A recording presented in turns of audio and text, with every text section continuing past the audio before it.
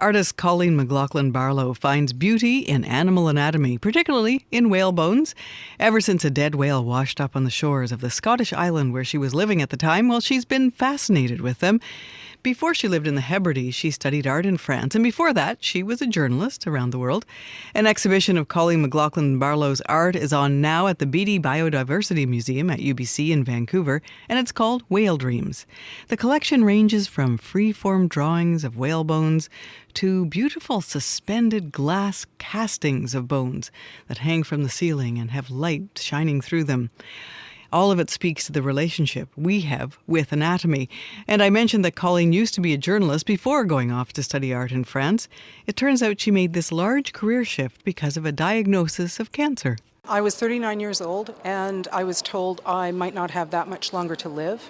And interestingly, the first thought after my diagnosis was not being really upset, but rather, if I only have 6 months left to live, I've got to get to Paris and be an artist. Why that thought? Because I think secretly it's what I always wanted to do and be. And so, interestingly, I left and I worked and lived and studied in Paris, and I got well.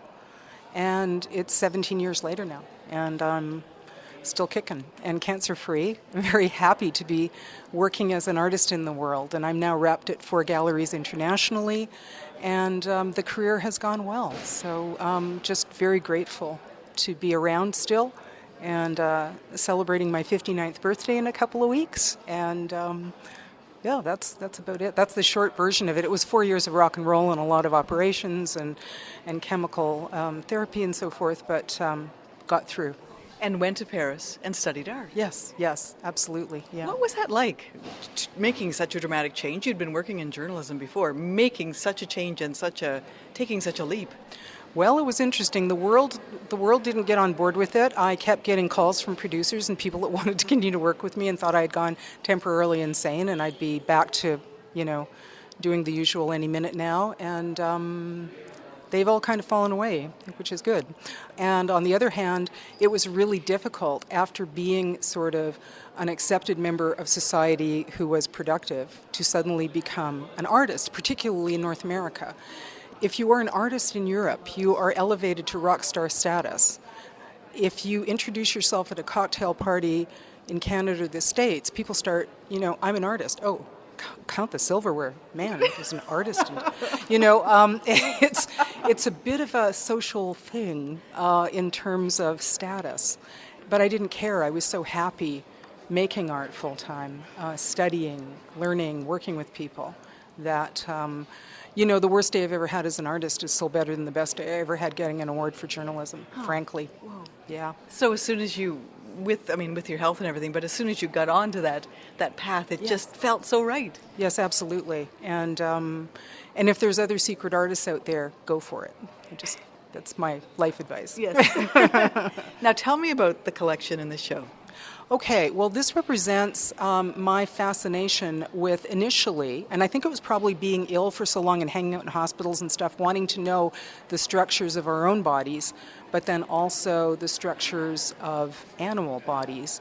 And there was a time on this little Scottish island that my husband's family owns that we were confronted with a mother whale and a calf that had been thrown up in the winter.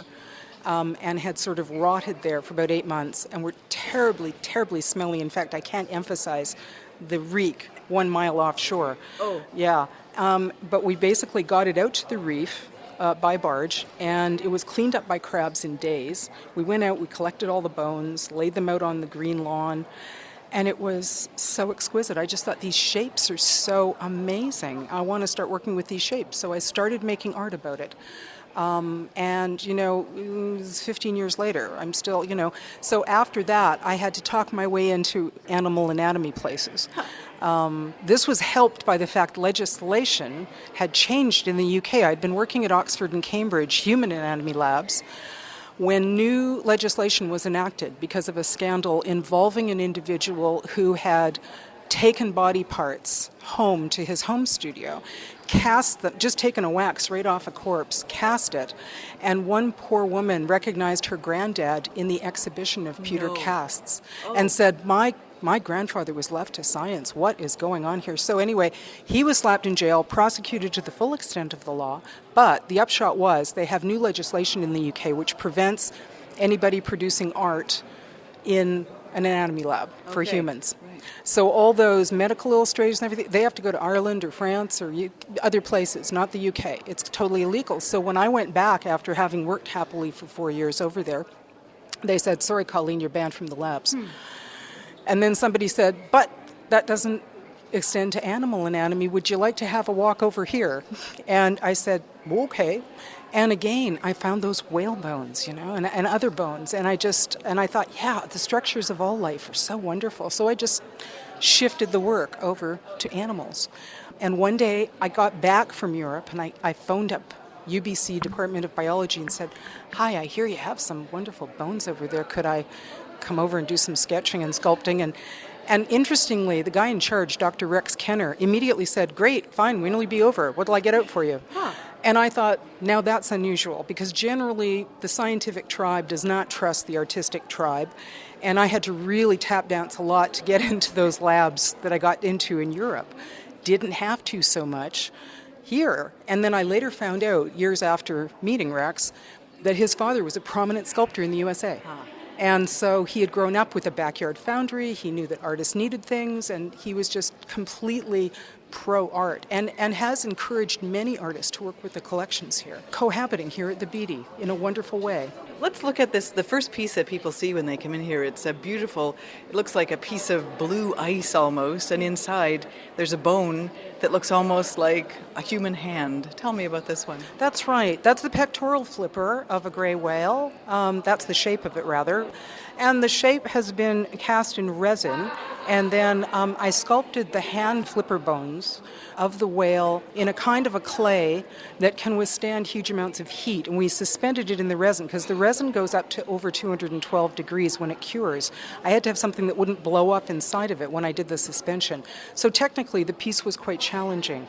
I find it interesting that people frequently say, wow, you've got a whale flipper and you put human hand bones in it. And I go, no. They were mammals too. They were our cousins. They used to be land-dwelling. They used to have digits. And if you look at the bones, they have evolved differently than ours. There's 7 phalanges in the middle finger. We've only got 3. Do some counting.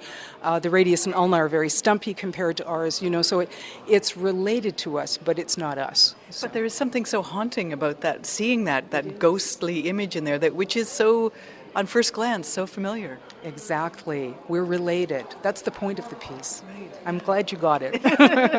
Now tell me about this one, this piece in London and where it ended up. Oh, yes. It was shown at the Belgravia in London a few years ago, and at the opening, a hedge fund manager, very intelligent, well-educated person, Oxford, Cambridge type, came over and said, I love this piece. I love that it is my life's experience all in a piece. And I said, oh, really? Tell me. And he said, well, it's a shark's fin, and sharks devour weaker human beings, and it's digesting the bones of a human hand in its fin.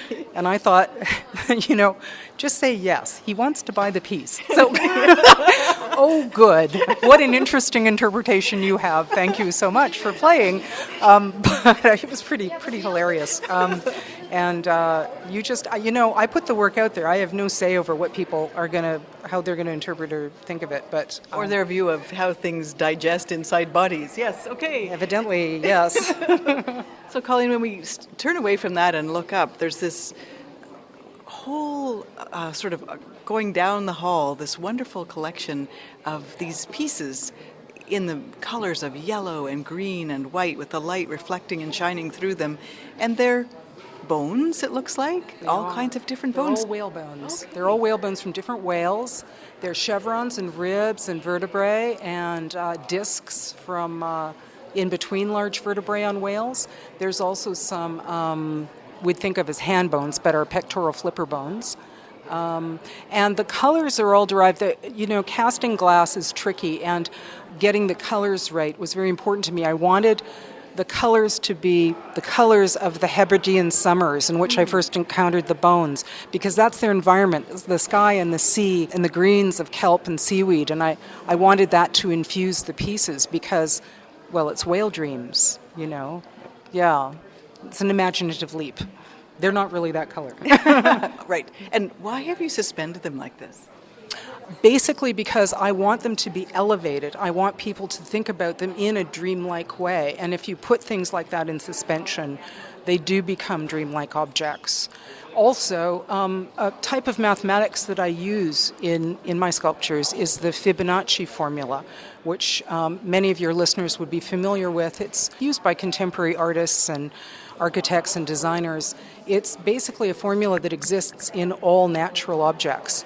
When a sculpture isn't working quite right and I can apply Fibonacci to the general set of the piece, it always fixes it. Huh. It's very interesting. It's very mysterious, isn't it? It is rather. It's lovely.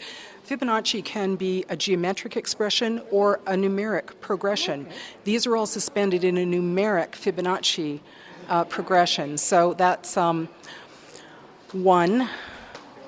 Then there's 1 plus 1 equals 2. You basically add the number before to the previous number to get the next number. 3 and 2 is 5. Okay, right. 5 and 3 is 8. So it goes down and then it wows out and then it wows in again. But it is the Fibonacci progression, which I was very pleased about, that the designer wanted to do that. When did you start working in glass?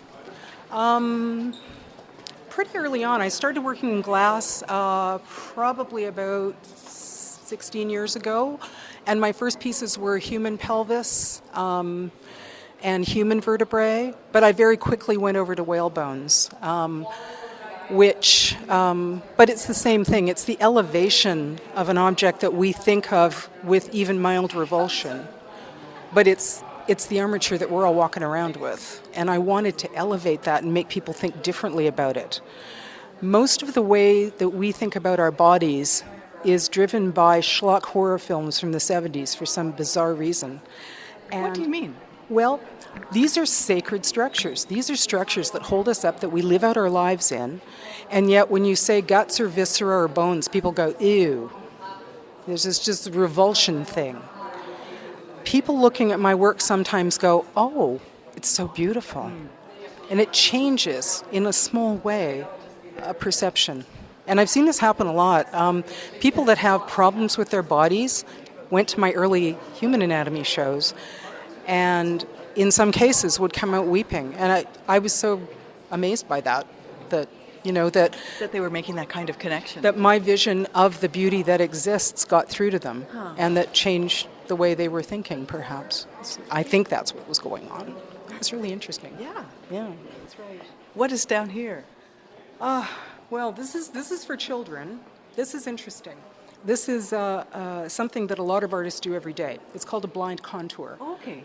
And you basically put a drape over your drawing hand and your pencil, and you stare fixedly at an object without referring to the page visually, and you draw something under that sheet. Now, why do you do that every day? It really improves your draftsmanship. I mean, these are blind contours. I didn't look at the page while I was drawing them, but you can kind of tell that that's a whale skull. Yes. The curator of this exhibition, Yukiko Stranger-Gailey, saw them in a sketchpad and said, those are such neat images. How do you build those? And I went, oh, that's just an exercise. We just do that every day. That's like brushing your teeth. And she said, no, this would be a great exercise for children. We'll put the bones out and we'll tell them how to do it. And then there's a little gallery for the children to drop their efforts in over here. Having a go. Oh, I think some of these people have been looking, Colleen. They were looking. You can tell. They just wanted to sit down and draw, and I can feel for them, you know. Yes, you can't fault them for that. No, you get the odd one that's really doing it, and you can tell. Yes. Are you still working with the whale bones? Is it still something that you're fascinated with? It's a funny thing. I keep saying, that's my last go with whales. And then, it's been, 15 years now, and I'll see a new bone or a new specimen or something else, and I'll go, oh, yeah, I've got to do something about that, So, doesn't seem to be over yet, and I'll keep you posted. I just find them, these shapes are so compelling and so beautiful, and something that we don't normally see, or if we do see them, we tend to dismiss them as something dead, as opposed to the armature for life. And so I wanted to elevate them so that people would pay attention to them and say, well, but that is bloody beautiful, because they really are. Colleen, it's lovely to meet you and have a look at this work. Thank you so much for your time. Thank you for coming. That's Colleen McLaughlin Barlow, and her exhibition Whale Dreams can be seen at the Beatty Biodiversity Museum on the UBC campus in Vancouver until the 14th of February.